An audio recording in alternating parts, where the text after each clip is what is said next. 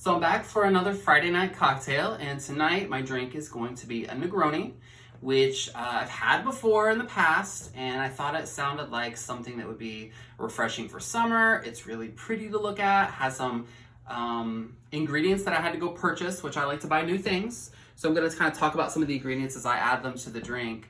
So I'm going to go ahead and get started. I'm going to actually be stirring this in a shaker with ice, and then straining it into the glass. So I'm going to start with a shot of vermouth. This is vermouth rosso. There's a lot of different kinds of vermouth. Basically what this is fortified wine. Don't know exactly what that is. But then basically it's combined with different botanicals like bark, flowers, seeds, anything like that.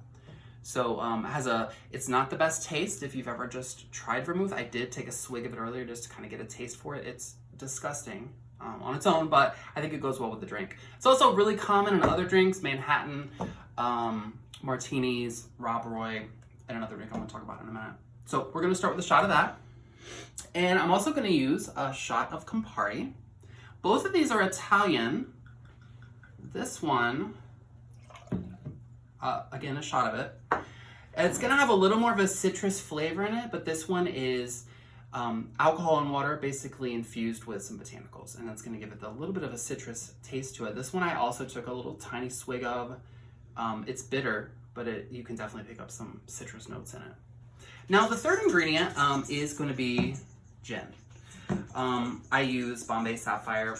Now, the little bit of a story I read about this drink being invented was some guy supposedly Negroni. He had gone into a bar and he ordered an Americano. Well, Americanos are sweet vermouth, Campari, topped with club soda and a lemon. He wanted something stronger, so the bartender pulled out the club soda, added gin to make it a stronger drink, which is where we get the Negroni. And then it started getting garnished with orange because to give it so it would stand out from the lemon that goes on the Americano. So just a little bit of history with that.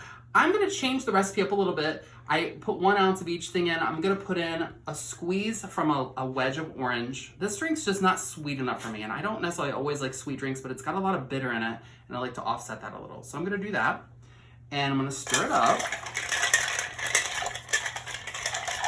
This is one of the recipes recommended, stirring it as opposed to shaking it up. All right. And all I'm going to do is I'm going to take my rocks glass here with rocks in it, and I'm going to strain the drink right on top here.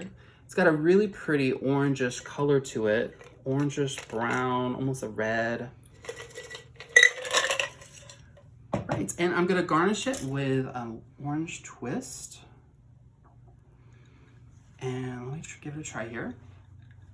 To start though, I would say the smell, like you can definitely, if you smell the vermouth and the Campari first, you can definitely pick up those. It's definitely gonna have a bitter smell to it, but you can also, the orange in my opinion, really offsets that.